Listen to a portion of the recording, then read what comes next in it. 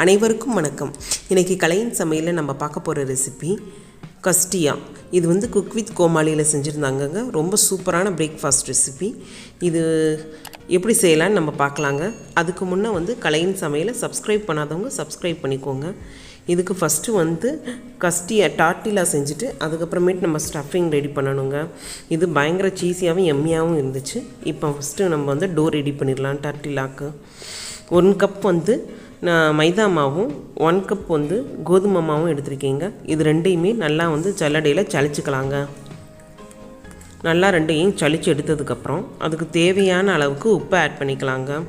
இதோட baking soda add பண்ணணுன்னாலும் add பண்ணிக்கலாம். நான் குழந்தைங்க சாப்பிட்றனால பேக்கிங் சோடாவை ஸ்கிப் பண்ணிட்டேங்க.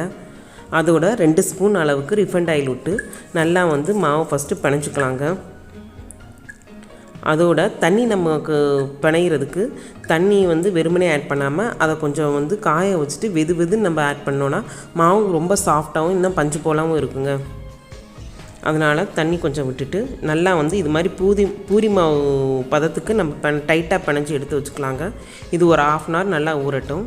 அடுத்து ஒரு பேன் வச்சு அதில் ஒரு 2-3 ஸ்பூன் வந்து ரிஃபைண்ட் ஆயில் விட்டுக்கலாங்க. எண்ணெய் நல்லா காஞ்சதுக்கப்புறம் ஒரு க்ரீன் சில்லியும் ஒரு 4-5 பல் வந்து பூண்டு நல்லா வதக்கிக்கலாங்க. இப்போ இந்த ரெண்டுமே நல்லா வதங்கட்டும். அதோட ஒரு பெரிய சைஸ் வெங்காயம் வந்து நான் கட் பண்ணி வச்சுருக்கேங்க. அதையும் நல்லா ஃபைனாக கட் பண்ணி விட்டுட்டு அதையும் நல்லா ஆட் பண்ணிக்கலாங்க. வெங்காயம் வந்து நல்லா டிரான்ஸ்பரண்ட் கலர் வதங்கி வரட்டும். அதோட நான் வெஜிடபிள்ஸ் வந்து beans 1 cup, carrot 1 cup, sweet corn வந்து 1 கப்பு, கேப்சிகம் வந்து க்ரீன் கலர் 1 கப் எடுத்திருக்கேங்க. இவங்க வந்து குக் வித் கோமாளியில் வந்து நாட்டு காய்கறிகள் சேர்த்துருந்தாங்க. நான் வந்து எல்லாமே இங்கிலீஷ் காய்கறி சேர்த்துருக்கேங்க. நீங்கள் வந்து நாட்டு காய்கறி சேர்த்துக்கணுன்னாலும் சேர்த்துக்கலாம். ஒரிஜினல் ரெசிப்பியில் வந்து இந்த இங்கிலீஷ் காய்கறி தான் சேர்த்துருப்பாங்க. நான் அது மாதிரி தாங்க செய்கிறேன். அதோட சீசனிங்க்கு தேவையான அளவுக்கு சால்ட்டு, 1 ஸ்பூன் வந்து சில்லி ஃப்ளேக்ஸு, 1 ஸ்பூன் வந்து பெப்பர் பவுடர், 1 ஸ்பூன் வந்து பேப்ரிக்கா பவுடர், 1 ஸ்பூன் வந்து ஹர்ப்ஸு ஆட் பண்ணிக்கலாங்க. எல்லாத்தையுமே நல்லா மிக்ஸ் பண்ணி விட்டுட்டு இப்போ இந்த வெஜிடபிள்ஸ் வேகிற அளவுக்கு தண்ணி ஆட் பண்ணிக்கலாங்க. ஒரு 1/2 டம்ளர் ஆட் பண்ணால் போதும். அது வந்து நல்லா ஃபைனாக சாப் பண்ணியிருக்கிறனால 5 நிமிஷத்தில் வெந்துருங்க. இப்போ 5 நிமிஷம் மூடி போட்டு நம்ம வேக வச்சிட்டோம். இப்போ காய்கறி எல்லாமே நல்லா வெந்துருச்சு. இப்போ தண்ணி எக்ஸ்ட்ரா இருந்தாலும் கூட அதை நம்ம வந்து சுருளை நம்ம வதக்கி எடுத்துக்கலாங்க. நம்ம ஸ்டஃப் பண்ணுறனால வந்து நம்ம தண்ணி இல்லாமல் இருந்துச்சுன்னா தான் அந்த ஸ்டஃபிங்க்கு இருக்கும். இல்லைன்னா வந்து ரொம்ப சாகி ஆயிரும். அதனால் நல்லா வந்து ஹை ஃப்ளேமில் வச்சுட்டு இப்போ லாஸ்ட்டில் வந்து அதை நம்ம சுருளை வதக்கி எடுத்து வச்சுக்கலாங்க. ஒரு பவுலில் நம்ம ட்ரான்ஸ்ஃபர் பண்ணி வச்சுக்கலாம். இப்போ எல்லாமே ரெடி ஆகிடுச்சு. அதோட ஃபஸ்ட் லேயருக்கு அந்த டார்ட்டிலா மேலே தடவுறதுக்கு நம்ம வந்து ஒரு 2 ஸ்பூன் அளவுக்கு மயோ சாஸ் எடுத்துருக்கேங்க. அதோட பேப்ரிக்கா பவுடர் வந்து ஒரு 1/2 ஸ்பூன் ஆட் பண்ணியிருக்கேன். இதை நல்லா மிக்ஸ் பண்ணி வச்சுக்கலாங்க.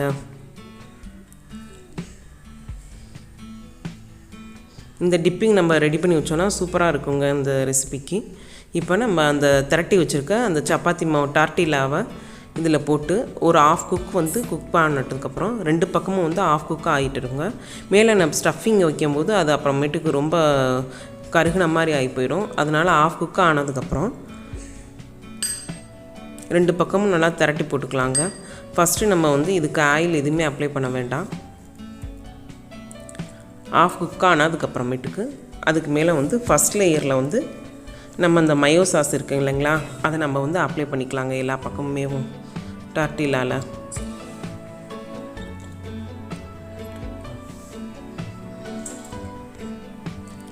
எல்லா பக்கமுமே ஃபஸ்ட்டு மயோ சாஸ் அப்ளை பண்ணிவிட்டு அடுத்து வந்து அந்த ஸ்டஃபிங் நம்ம வெஜிடபிள் ஸ்டஃபிங் வச்சுருக்கோம் இல்லையா, அதை வந்து 1 சைடு மட்டும் வச்சுக்கலாங்க.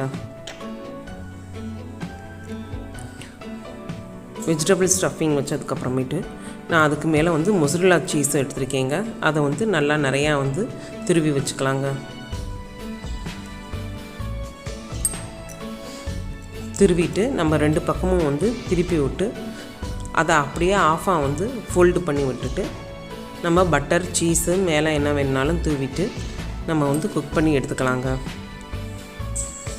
இப்போ நல்லா வெந்துருச்சு ஒன் சைடு. இப்போ அந்த சீஸ் மெல்ட் ஆகிற டைமிங் தாங்க நமக்கு. சீஸ் நல்லா மெல்ட் ஆகிடுச்சுன்னா நம்ம சர்வ் பண்ணிடலாங்க. இப்போ இந்த கஸ்டியா ரெடி ஆகிடுச்சுங்க. கண்டிப்பாக இது மாதிரி நீங்கள் பசங்களுக்கு செஞ்சு கொடுத்தீங்கன்னா அவங்க கொஞ்சம் கூட மிச்சம் வைக்காமல் நல்லா சாப்பிடுவாங்க. இந்த ரெசிபி உங்களுக்கு பிடிச்சிருந்துச்சுன்னா மறக்காமல் கலையின் சமையலை லைக் பண்ணுங்கள், ஷேர் பண்ணுங்கள், சப்ஸ்கிரைப் பண்ணுங்கள். Thank you friends. தேங்க்யூ ஃபார் வாட்சிங்.